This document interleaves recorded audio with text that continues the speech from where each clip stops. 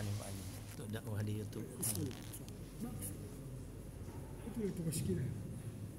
Bismillahirrahmanirrahim. Assalamualaikum warahmatullahi wabarakatuh. Waalaikumsalam. Alhamdulillahirabbil alamin wa bihi nasta'in 'ala umuri dunya wad din. Asyhadu an la ilaha illallah wahdahu la syarika lahu wa asyhadu anna Muhammadan abduhu wa rasuluh. Allahumma shalli wa sallim wa barik 'ala sayyidina Muhammad abdika wa rasulika nabiyil ummi wa ala alihi wa sahbihi ajma'in. Rabbi shrah li sadri wa yassir li amri wa hlul 'uqdatam min lisani yafqahu qawli. Rabbana zidna ilma warzuqna fahma waj'alna minas sholihin. Ya Allah, ya Rabb, ya Rabb, masihlah dimaafkan. Ampuni ya Allah dosa orang tua kami. Amin. Ampuni ya Allah dosa kami ya Allah. Ampuni ya Allah dosa kaum muslimin dan muslimat ya Allah. Ya Allah, mudahkan kami mencari ilmu, mudahkan kami mempelajari ilmu, mudahkan kami ya Allah memahami ilmu dan mengamalkannya ya Allah. Ya Allah, berkahi majelis ini, berkahi rumah kami ya Allah. Amin ya Allah. Mari kita mulai pengajian manajemen qalbu, manajemen hati, kita mengalikam karena Syekh Imam Ibnu Athaillah As-Sakandari, semoga Allah merahmati dan memberkahi. Dengan membacakan kita Adabul Qala dari Nabi Muhammad sallallahu alaihi wasallam kepada sahabat-sahabatnya, kemudian kepada tabi'in, untuk guru kita, untuk orang tua kita, untuk Syekh Imam Ibnu Athaillah As-Sakandari, dan untuk muslimin dan muslimat pada umumnya. Al-Fatihah. A'udzu billahi minasy syaithanir rajim. Bismillahirrahmanirrahim. Alhamdulillahi rabbil alamin. Ar-Rahmanir Rahim. Maliki yaumiddin. Iyyaka na'budu wa iyyaka nasta'in. Ihdinas siratal mustaqim. Siratal ladzina an'amta 'alaihim ghairil maghdubi 'alaihim waladdallin. Amin. Ilaihi anta maqsudi wa ilaika madubi ya Allah. Engkau yang kami tuju, ridhamu yang kami cari. Amin. Bapak Ibu yang saudara yang dirahmati Allah Subhanahu wa taala. Taqabbalallahu minna wa minkum, minna wa minkum taqabbal ya karim. Minal aidin wal faizin, mohon maaf dan batin. Semoga amal ibadah puasa Ramadan kita diterima oleh Allah Subhanahu wa taala. Amin ya rabbal alamin.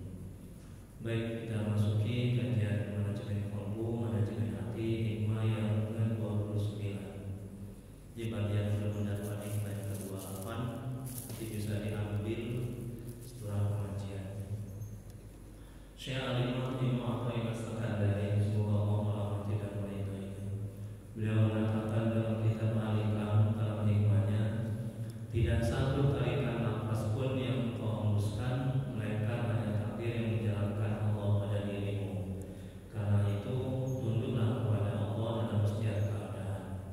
Penjelasannya, udara yang kita hembuskan setiap detik dari badan keluar jasmani kita, maka udara atau angin yang selalu kita hembuskan itu disebut dengan an-nafs. Segala nafas dalam setiap detik masuk dalam tubuh kita dan kemudian kita keluarkan, dihirup lagi, kita keluarkan lagi, dan seterusnya selama kita masih dalam keadaan hidup. Setiap nafas yang lahir dari kita adalah merupakan zaman berlangsung qada dan qadar Allah pada kita selaku hamba-hamba Allah. Qada dan qadar Allah itu berjalan dan terlaksana dengan kudrah berkuasa Allah yang Maha Kuasa, dan timbul dari iradah kehendak Allah yang Maha bijaksana. Allah berfirman dalam surat Talaq ayat 3,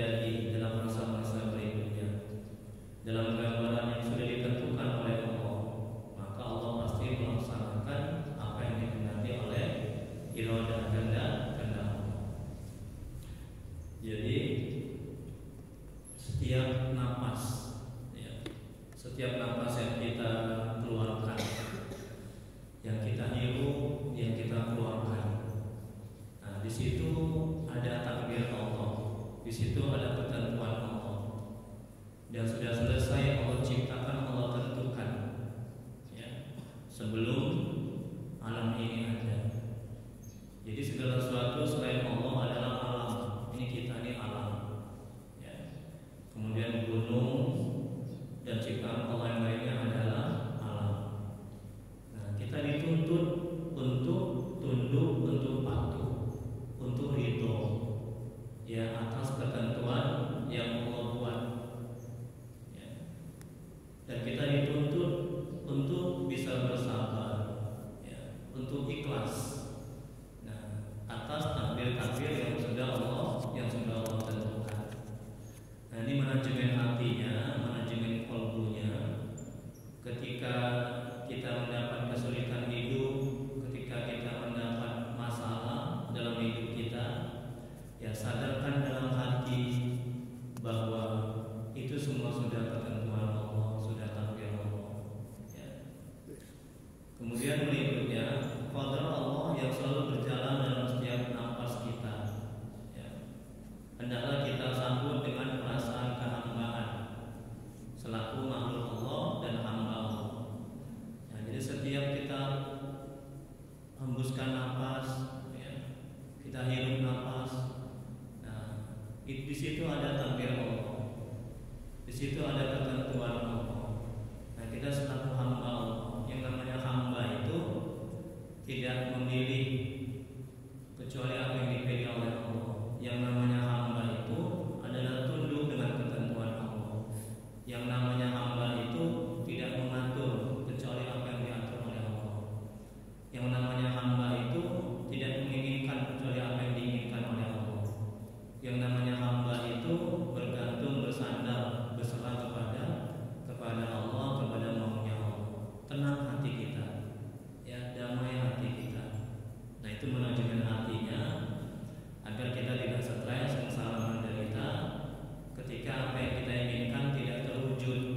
Sadarkan dalam hati bahwa kita ini hamba, ya, Allah itu Tuhan kita. Itulah perumpamaannya, ya. Apabila ada seorang majikan dengan tuannya, ya, seorang majikan dengan budak. Ini perumpamaan untuk mendekati paham. Yang namanya budak itu, yang namanya pembantu itu, dia tidak mengatur. Ya, yang namanya pembantu itu, budak itu, dia tidak memilih, ya, kecuali apa yang dipilih oleh Tuhan. Jadi, ya, ibaratkan seorang pembantu dan seorang tuannya. Tuannya berkata kepada pembantunya, masalah makan, rezeki, ya, masalah semuanya, pakaian, kebutuhanmu jangan kau pikirkan. Itu sudah urusanmu. Kerjaanmu adalah bekerja, membersihkan. Nah, kita begitu juga, kita ini hamba, ya. Jangan kita ikut mengatur, jangan kita ikut mengurus, jangan kita ikut memikirkan kebutuhan kita. Ya, Allah semua sudah mengurus, mengatur akan kebutuhan kita. Ya, tugas kita adalah beribadah. Allah berfirman dalam Al-Quran, tidak menjadikan jin dan manusia kecuali untuk beribadah. Ada ulama lain mengatakan untuk mengenalku, katanya. Kemudian berikutnya ada 4 takdir yang kita terima setiap harinya. Yang pertama, nikmat.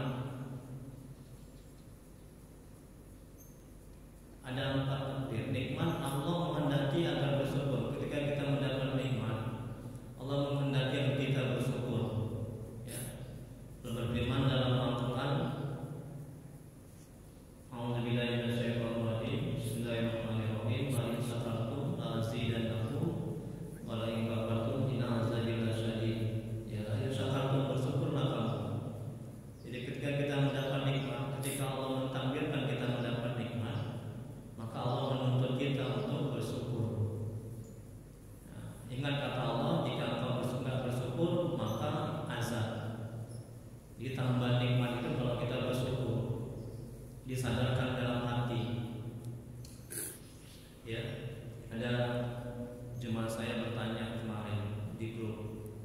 enggak di grup lah, pribadi, ibu-ibu. Ustaz, anak saya udah tamat kuliah. Saya mau sebutkan namanya, nggak boleh. Tamat kuliah, kemudian kuliahnya bagus lagi ya. Yang satu juga tamat, tapi belum dapat kerja. Nah, dia taat ibadah, sholat, ya, sedekah, tapi belum dapat rezeki kerja. Nah, jadi saya nasihatkan cuma saya itu, ibu, rezeki itu tidak hanya uang, ya kan Bu? Rezeki itu tidak hanya pekerjaan. Ini manajemen hatinya, manajemen kolbunya, agar kita nggak stres, sengsara, menderita ketika kita belum mendapatkan pekerjaan, ketika kita belum mendapatkan uang. Jadi hati, akal pikiran kita jangan terfokus kepada pekerjaan, kepada uang, kepada harta, pangkat, jabatan. Kalau itu yang kita lakukan, kita akan stres, sengsara, menderita. Kita nggak akan pernah bisa bersyukur, dan kita akan semakin jauh dari Allah, dan Allah murka, Allah marah, yang ada kena azab, kena laknat oleh Allah. Kalau hati kita hanya terfokus kepada pekerjaan, pekerjaan, uang. Nah, padahal Allah memberikan rezeki yang lain selain pekerjaan, selain anak mendapat pekerjaan. Jadi banyak rezeki itu, kesehatan juga rezeki, ya kan nikmat. Nah, kemudian keimanan anak itu taat, bisa sholat, mau sedekah, itu juga rezeki. Anak yang soleh dan soleh itu juga rezeki. Kemudian kita diberikan kemudahan untuk ibadah, kita semakin dekat dan mengenal Allah, semakin rajin kita tahajud, semakin bagus doa kita, semakin bagus puasa kita, semakin banyak amal ibadah kita, iman kita semakin baik, itu juga rezeki. Nah, jadi hati atau pikiran harus melihat ya nikmat-nikmat yang Allah lainnya, agar kita mau bersyukur, agar kita bisa bersabar, agar kita tidak buruk sangka. Jangan hanya terfokus kepada pekerjaan si anak belum dapat, anak masih menganggur, ya. Nah, anak masih belum nikah, anak masih belum kawin. Kalau itu yang kita lakukan, stres kita, menderita kita. Ya, Allah murka, Allah marah, Allah tidak suka itu. Jadinya ini kata Allah dalam Al-Quran ini, Surah Ibrahim ayat 152. Lain syakartum wa azidannakum wa lain kafartum inna azabi lasyadid. Kalau nggak bersyukur azab. Ya. Nah, jadi bentuk azab itu macam-macam. Tidak hanya berupa kita diberikan kecelakaan, melanggar, sakit, ya, kena musibah. Yang azab itu macam-macam, Allah kasih hukuman. Bisa juga Allah tidak memberikan kenikmatan, kelezatan dalam ibadah, dalam taat. Itu juga hukuman dari Allah. Buah dari kita nggak bersyukur kepada Allah. Bisa juga Allah memberikan hukuman, kita semakin berat ibadah, semakin nggak khusyuk ibadah, semakin stres, sengsara. Bisa juga Allah memberikan hukuman, suami kita nggak taat lagi, suami kita marah-marah. Jadi segala macam hukuman yang Allah berikan kalau kita tidak bersyukur kepada Allah. Jadi jangan dikira, Ustaz, saya nggak bersyukur kepada Allah, tapi ini saya lancar saja rezeki saya dapat duit, saya gonta-ganti mobil, ya, saya semakin kaya. Hukuman itu tidak hanya bentuk materi, ya. Nah, kita diberikan kesusahan dalam ibadah, hati kita tidak merasakan kenikmatan, kelezatan. Nah, kemudian kita dimudahkan maksiat dan dosa, ya, kita dibuat sulit oleh Allah untuk taat. Itu juga berupa hukuman dari Allah. Jangan dikira itu tidak hukuman. Nah, itu ya. Jadi manajemen hatinya agar kita tidak stres, sengsara, menderita ketika anak kita belum dapat pekerjaan, ketika suami kita belum taat, istri kita belum taat, susah mendapat duit, susah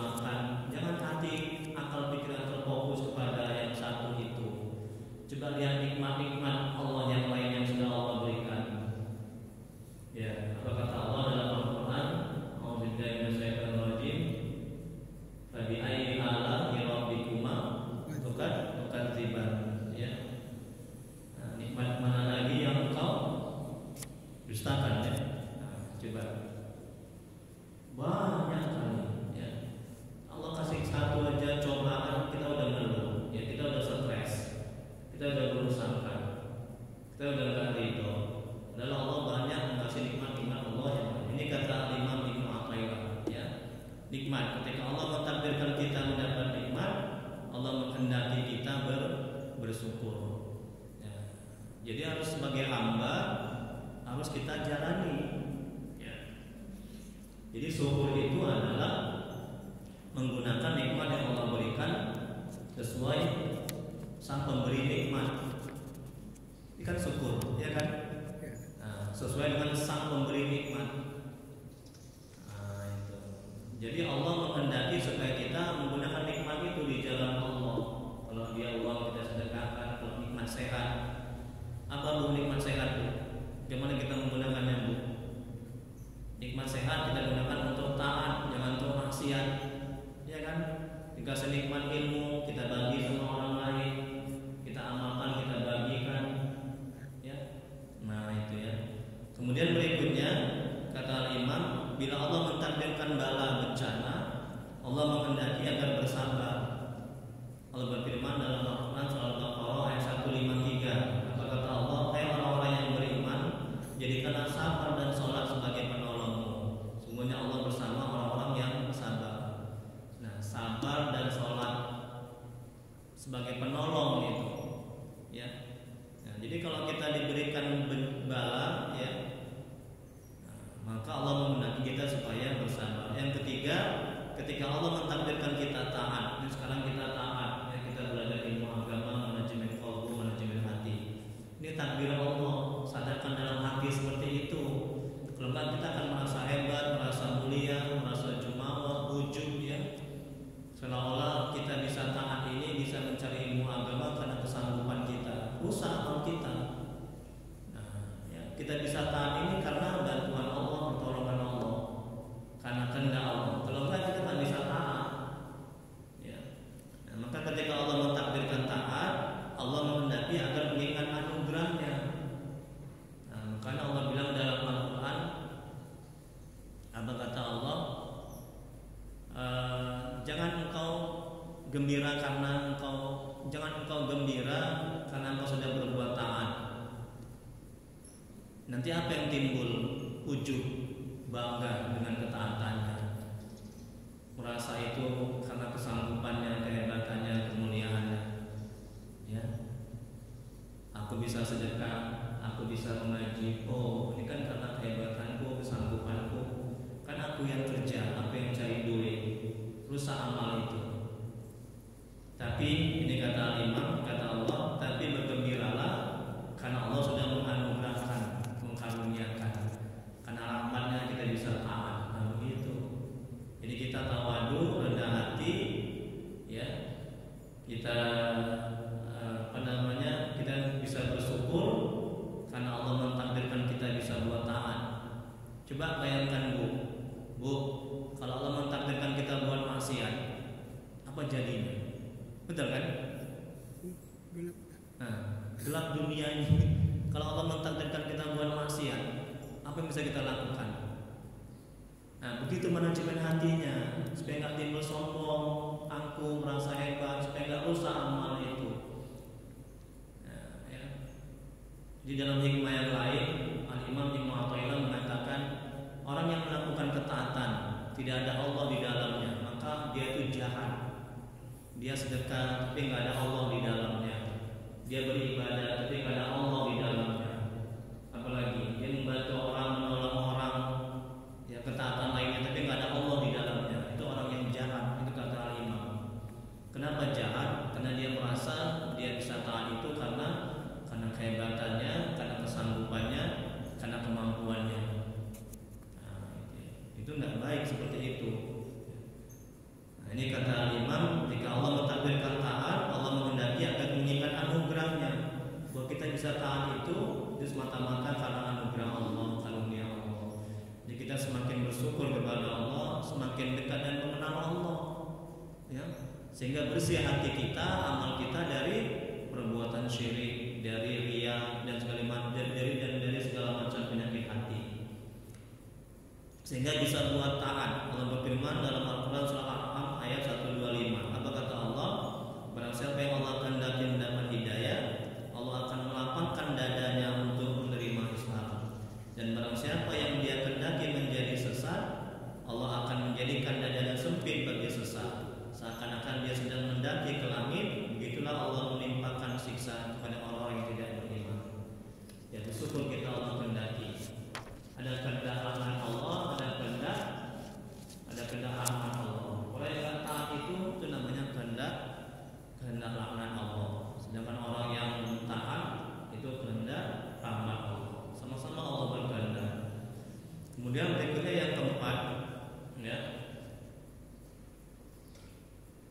Yang keempat, maksiat. Jika Allah mentakdirkan kita berbuat maksiat, ya Allah menghendaki agar Allah ridho atas ketentuannya dan bersabar. Jadi buat maksiat, ya, itu ketentuan Allah, takdir Allah. Allah yang menghendaki kita buat maksiat.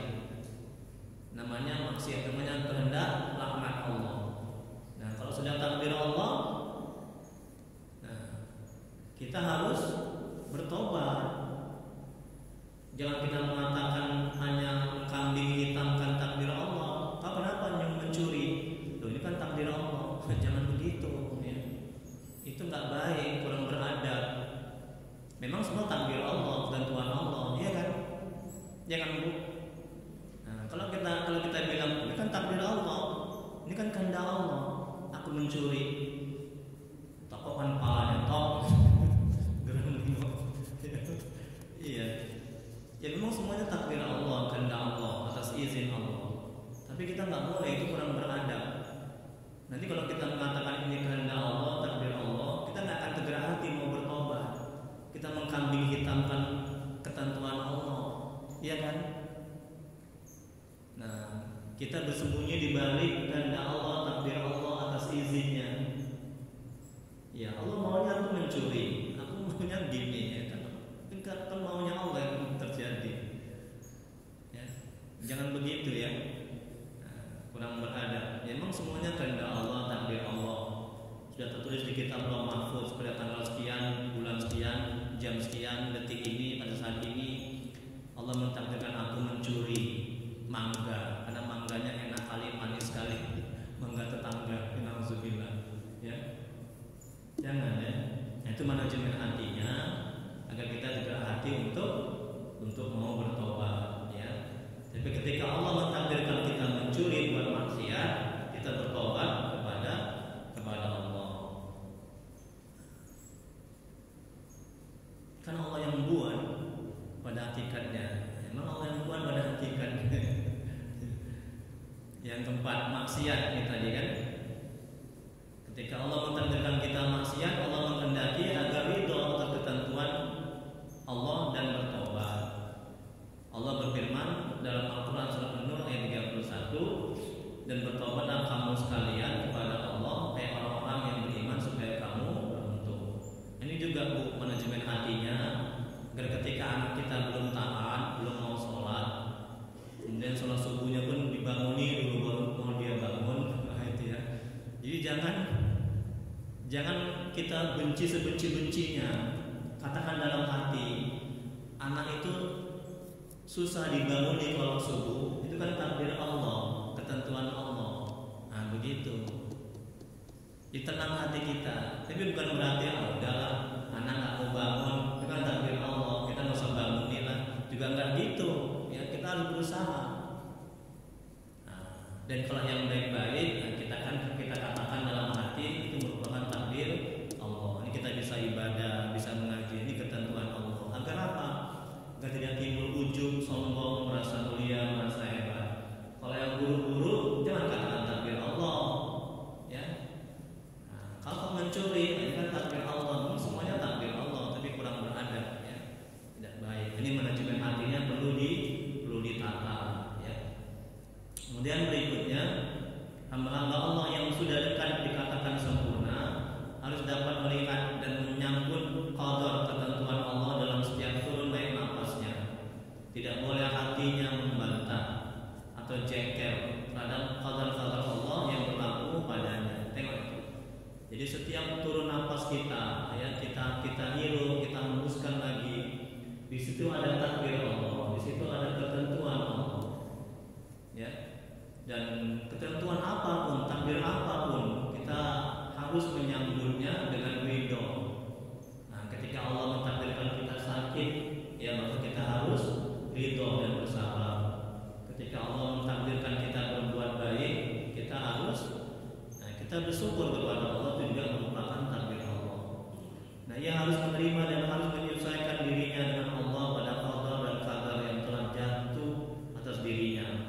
Firman Allah dalam Al-Quran surah Al-Baqarah 216, apa kata Allah? Boleh jadi kamu membenci sesuatu padahal ia amat baik bagimu, dan boleh jadi pula kamu menyukai sesuatu padahal ia amat buruk bagimu. Allah mengetahui sedangkan kamu tidak mengetahui. Jadi kebaikan itu ada pada yang tidak kita sukai. Sakit, Bu, sakit baik apa buruk? Bisa baik. Ayo betul baik. Nanti dikasih sakit nanti. Yang jujur lah, Bu. Saya ulangi lagi. Sakit baik apa buruk, Bu? Ujian. Sudah berubah lagi. Tadi baik, sekarang konsisten lah, Bu. Iya. Jadi Bu, sakit itu baik, ya. Baik, sakit itu baik. Ragu-ragu, ntar aku dikasih sakit sama Tuhan, ya. Sakit itu baik. Tapi nafsu kita, sakit itu baik dan ujian buat kita. Nah, itu dia. Ya. Nafsu kita, Bu, ya, menganggap itu buruk. Betul kan? Makanya kata Allah dalam Al-Quran ini, Al-Baqarah ayat 216, boleh jadi kamu membenci sesuatu padahal itu amat baik. Itu artinya kebaikan itu ada pada apa yang tidak kita sukai. Maksudnya nafsu. Sakit itu nafsu nggak suka. Betul? Jangan betul-betul aja, Bu. Nah, betul kan? Nggak suka itu nafsu. Ingat, Bu, apa yang nggak disukai nafsu, di situ ada kebaikan. Apa yang berat bagi nafsu, di situ ada kebaikan. Contoh satu lagi. Satu kali ibu mau ke Medan Mall, Medan Plaza, shopping sih. Dan jujur nih, Bu, ya. Ini masih bulan Syawal, Bu. Ya. Pada saat yang sama ada yang berkumandang, hayya 'alas shalah. Mana yang Bu pilih? Ke Medan Mall atau menyauti panggilan azan? Yang benar. Ini bukan enggak jujur. Umumnya lah, umumnya. Mana yang berat bagi nafsu? Yang berat bagi nafsu menyauti panggilan sholat azan. Betul kan? Betul kan? Nah, ketika berat bagi nafsu, di situ ada keburukan. Berat tuh nafsu itu. Kalau ke Medan Mall ringan aja nafsu itu. Umumnya orang lebih memilih pergi ke Medan Mall shopping, betul? Nah, Ibu dihayati daripada mengikuti menyauti panggilan azan, ya kan? Makanya kata Allah dalam Quran Al-Baqarah ayat 216, ya. Nah, contoh satu lagi, wirid ada lontongnya malam Jumat, bapak-bapak, Bu. Udah? Nah, kemudian sholat Isya berjemaah itu nggak ada lontongnya. Mana yang ringan bagi nafsu? Wirid ada lontong, dia nggak sholat Isya. Yang berat bagi nafsu, dia sholat Isya berjemaah di masjid. Nah, maka yang berat bagi nafsu itu ikuti. Di situ ada kebaikan. Ke Medan Mall, menyauti panggilan azan, tengok diri kita, Bu. Ini manajemen hatinya. Oh, aku berat kali aku untuk menyauti panggilan azan. Nah, jalankan. situ ada kebaikan. Oh, aku kayaknya ringan kali nih ke Medan Mall, jangan dijalankan. Nafsu itu enak, dia ringan. Nah, begitu ya Bu ya. Jadi nih kata Allah ini, kebaikan itu ada pada apa yang tidak kita sukai. Jangan kalau kita sakit, berapa banyak anugerah karunia Allah berikan ketika kita sakit, ya kan? Gugur dosa-dosa, kemudian dekat kepada Allah, mengenal Allah. Bu, kapan kita bagus doa kita? Kapan? Di saat apa? Di saat sakit, betul? Ya kan?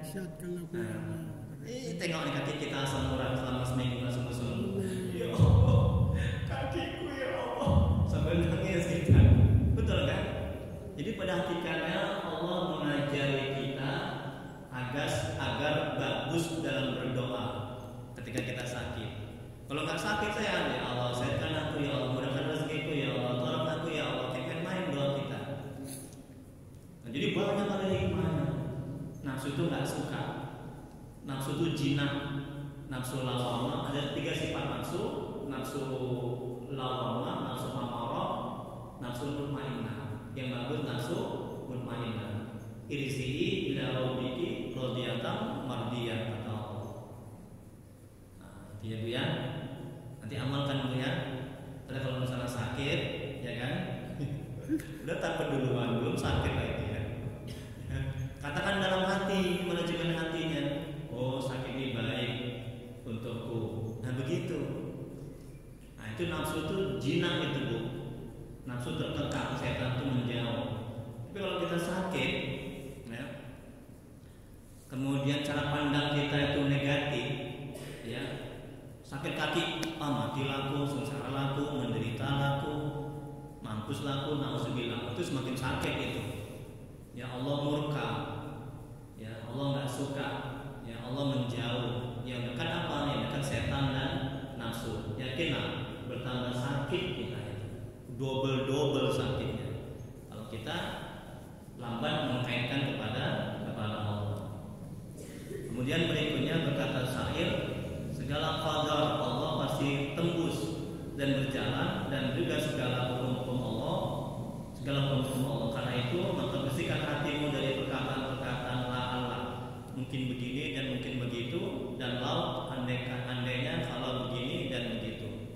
Jadi Rasulullah SAW bersabda, seandainya sesuatu terjadi sama kita, kata Nabi, jangan katakan andai kata umpama jikalau, ya, jangannya. Itu akan masuk setan itu pintu-pintu setan. Atau seperti kata Nabi, nah naik kereta dia bu dia naik kereta, dia belok kanan, terjatuh. Dan dia mengatakan, andai kata aku nggak belok kanan, pasti aku nggak terjatuh. Orang udah terjatuh kok mana bisa lagi kan? Nah, jadi hilangkan itu kata-kata andai kata umpama jikalau, itu tidak boleh. Andai kata aku tidak makan jengkol, tentu aku tidak akan sakit. Mau makan jengkol kok mana bisa lagi ya. Jadi itu hilangkan ya, itu kata Nabi ya. Tapi katakanlah Allah sudah mentakdirkan aku. Nah itu dia, ketentuan Allah sudah berlaku untukku. Kemudian berikutnya, sungguhnya nampak setiap orang telah diliputi qadar dan tidak akan muncul suatu darinya kecuali apa yang didahului oleh ilmu Allah dan yang telah ditetapkan pengenanya. Karena itu setiap orang harus rela ridho dengan sesuatu yang dijalankan oleh qadar, ketentuan Allah. Nafas terhitung, penglihatan serta lirikan mata terbatas. Jika telah sampai di akhir nafas, maka seorang pasti pindah ke akhirat. Esensi ridho adalah menghadapi kemudaratan dengan wajah yang berseri. Ini ada ridho, ada sabar. Dari tingkatan ridho ini adalah tingkatan yang paling tinggi. Bu, ibu pernah nggak kalau misalnya sakit, ibu sakit, ibu tersenyum, pernah gitu? Kakimu sakit, alhamdulillah ya Allah, kakimu sakit. Oh, itu udah tingkatan ridho itu, ridho, ya. Itu bisa terjadi kalau hati kita bersih. Kalau hati kita masih kotor, kita nggak akan bisa tersenyum. Kita akan manyun, gitu ya. Kalau hati Kita berusaha Bu, ya Bu ya, agar ketika kita sakit kita tersenyum. Saya pernah Bu berobat. Profesor apa itu namanya itu ya? Dia ahli penyakit dalam itu. Ada ke Darussalam itu rumahnya. Ya. Ada ibu-ibu kayak sebenarnya dia tuh wali Allah, mungkin dia tuh wali Allah betul lah itu ya. Jadi kami sama-sama sakit ya. Nah, lama sakit saya itu. Itu juga yang membuat saya itu dekat dan mengenal Allah. Alhamdulillah rabbil alamin. Ini kita berbahagia. Ya tanya sama ibu itu, Bu, Ibu sakit apa? Kenapa? Tahu nggak jawaban dia Bu? Alhamdulillah. Senyum dia Bu. Ya Allah, masya Allah. Jadi malu saya. Itu ibu-ibu itu udah, ya Allah. Jujur malu saya. Pada waktu itu saya mengeluh. Saya dulu mungkin belum jadi ustadz. Masih hati saya masih kotor ya. Banyak dosa. Tadi ibu itu, alhamdulillah, ini saya sudah bolak-balik, saya ingin berobat, tapi Allah belum mengizinkan saya sembuh. Senyum dia Bu, iya, senyum, masya Allah, ridho dia, nerima dia takdir Allah, ya Allah. Iri saya lihatnya, betul. Pengen saya seperti ibu itu, gitu, ya Allah.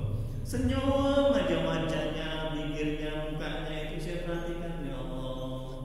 Surga tempat ibu ini. Masya Allah. Dari situ saya merenung, bertafakur, ya Allah. Banyak dosa-dosaku, ya Allah. Saya enggak ditimpa musibah sakit, masih mengeluh, masih belum. Gak usah sampai ridho, sabar aja lah kan gitu ya. Ada tingkatan sabar, tingkatan ridho, itu udah tinggi kali itu. Semoga kita bisa lah Ibu ya. Amin ya rabbal alamin ya. Kalau enggak senyum udah diem aja lah gitu, nggak usah maju mukanya gini monyong aja. Ibu kenapa monyong aja mukanya? Ini Ustaz, asam urat nih, sudah udah sebulan. Kaki ya. Masya Allah. Ini tadi kata Imam Ibnu Athaillah. Esensi ridho adalah menghadapi kemudaratan, kesulitan dengan wajah yang berseri. Upalannya besar kali itu ya. Hakikat pasrah adalah menyeimbangkan antara musibah dan nikmat. Sekira dia tidak memilih salah satu di antara keduanya. Inilah maqam alif kesempurnaan yang telah kokoh dalam terlepasnya dari nafsu. Seluruh nafas kita dan umat manusia yang lainnya tidak lepas dari takdir Allah dan sudah dahulu ditentukan oleh Allah. Maka wajiblah kita ridho dengan keputusan Allah dan apa yang ditakdirkan oleh Allah. Seorang ulama berkata, agar musibah terasa ringan bagimu. Ini Bu, perhatikan Bu. Ini penting ini. Ya, semuanya penting juga ya. Agar musibah terasa ringan bagimu jika engkau tertimpa musibah, pandanglah jauh-jauh ke belakang sampai alam ini belum ada. Yang ada hanya Allah aja. Sebelum alam ini diciptakan, Allah sudah membuat qada, ketentuan apa yang akan terjadi pada dan pada alam ini. Bu, ini manajemen hatinya. Ketika anak kita belum taat, anak kita nakal, nauzubillah, kita dapat sakit, katakan dalam hati, ya, sebelum alam ini ada, sebelum kita ada, Allah sudah mentakdirkan, sudah menentukan, sudah selesai diciptakan. Tenang hati kita, ya. Nah itu.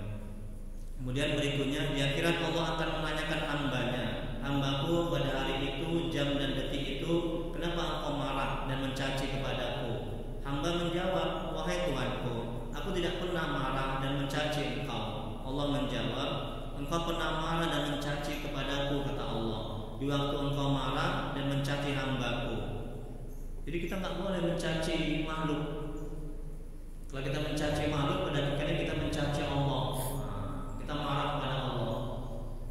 Nah, jadi kalau para makhluk menzalimi kita, menyakiti kita, dan pada hakikatnya Allah yang berbuat. Sadarkan dalam hati seperti itu agar kita tidak tergerak hati untuk membalas. Tengok Nabi itu, Bu Nabi, ya kan?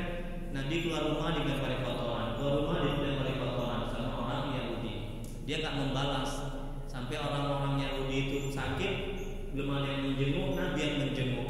Kemudian orang itu masuk Islam, tak mulianya Nabi. Ya, nah, itu ya. Karena Nabi tahu pada hakikatnya itu merupakan takdir Allah, ketentuan Allah.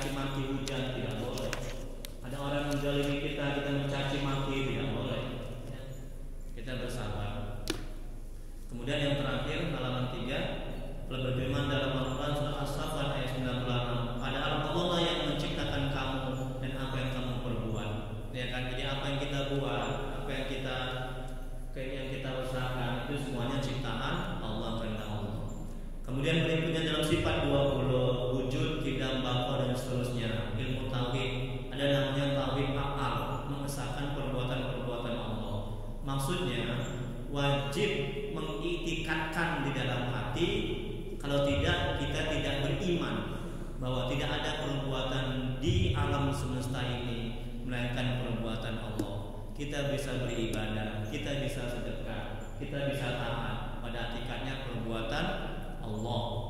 Ingat itu Bu. Maka kita akan bisa ikhlas dalam beramal ibadah. Maka nggak timbul sifat ujub, sombong, merasa hebat, merasa mulia, dan akan bersih hati kita. Ketika anak belum taat, pada hakikatnya itu perbuatan Allah. Katakan dalam hati seperti itu. Nah, dia mesti mujahadah, mesti riyadhah latihan. Kalau enggak, kita nggak akan bisa. Ibu mau bisa naik kereta, naik mobil, tapi ibu nggak latihan, bisa ibu naik mobil? Bisa?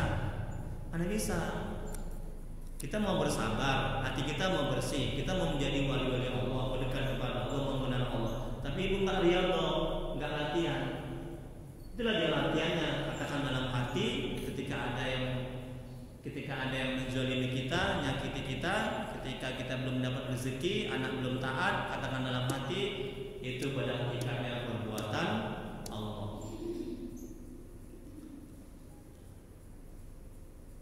Kalau orang mencuri, jangan bilang Allah yang mencuri, ya. Rusak nanti akidah kita. Nah, kalau mencuri, kita yang mencuri. Ya, kita yang mencuri. Ya. Bagi Allah nggak ada mencuri, karena semuanya punya Allah. Yang dikatakan mencuri itu kan kalau bukan milik kita, betul kan? Nah, mangga itu bukan milik kita, bukan dikatakan mencuri. Itu kurang beradab. Itu kan perbuatan Allah yang buat dia mencuri, pada hakikatnya, tapi kurang beradab. Kalau kita nisbahkan kepada Allah. Kalau yang buruk-buruk kepada kita, kalau yang baik-baik kepada Allah, itulah akidah Ahlussunnah wal Jamaah. Kemudian berikutnya, seluruh perbuatan ini adalah perbuatan Allah. Perbuatan Allah adalah bekas atau buah dari sifat Allah. Sifat Allah banyak, tetapi bila sifat Allah disimpulkan membagi dua, yaitu al-jamal, keindahan, yaitu sifat-sifatnya adalah pengasih, penyayang, dan lain-lain. Kemudian al-jalal, kebesaran, yaitu sifat-sifatnya adalah maha menyiksa, maha memudaratkan, dan lain-lain. Seluruh perbuatan Allah yang kita lihat tidak terlepas dari dua sifat Allah ini, yaitu al-jamal dan al-jalal. Bila manusia memiliki alam yang bagus, ini merupakan bekas atau buah dari keindahan sifat Allah. Atau nampak dari sifat orang yang baik adalah sifat al-jamal, keindahan Allah. Maka kita ridho dengannya. Kita juga menjumpai makhluk Allah yang merupakan sumberan dari al-jalal, kebesaran Allah. Orangnya alamnya tidak baik. Ini adalah manusia yang perbuatannya itu timbul dari sifat jalalnya Allah. Kita dituntut juga ridho terhadap orang seperti ini. Orang baik ridho, orang nggak baik juga ridho. Ya. Karena kedua-duanya sifat Allah, baik al-jamal maupun al-jalal. Kalau kita benci terhadap orang seperti ini, di akhirat Allah akan menuntut kita. Kenapa kita benci dari dan marah kepadanya? Kita hanya boleh benci dengan perbuatannya. Kalaupun dengan orangnya kita nggak boleh benci. Nah, perbuatan dia mencuri itu, kenapa benci? Kenapa nggak suka? Karena itu dilarang oleh Allah. Paham Bu? Kemudian berikutnya, kalau kita melihat kemungkaran, perlu kita terapkan di hati dan zahir kita. Allah menyuruh kita membenci kemungkaran. Tengok kan? Di sisi lain Allah memerintahkan kita supaya ridho dengan apa yang terjadi. Maka apabila kita melihat